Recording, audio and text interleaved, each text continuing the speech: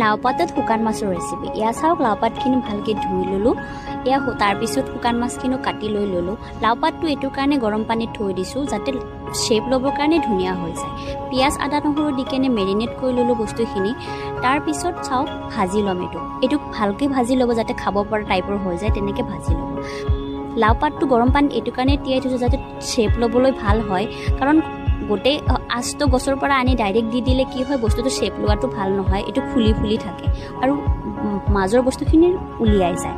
এয়া চাওক এনেকৈ গোটেইখিনি কৰি ল'লোঁ। টাৱাত তেলকণ দি দিলোঁ, দি কেনে গৰম কৰি কেনে এইটো পাতখিনি অকণ ভাজি ল'লোঁ। আৰু এইটো বস্তু লক্ষ্য ৰাখিব যাতে গেছৰ হাই পাৱাৰ নাথাকে, ল' ফ্লেমত দি কেনে ভাজি ল'ব। তাৰপিছত এয়া ভাজি লৈ ল'লোঁ, বস্তু লাহে লাহে ভাজি আছোঁ। চাওক ফাইনেল লুকটো দেখিবলৈ কিমান ধুনীয়া হৈছে ন, লুভনীয়া টাইপৰ। গৰম ভাতত ছাৰ্ভ কৰিব ন, ইয়াৰ টেষ্টটোতেই বেলেগ আৰু ইয়াৰ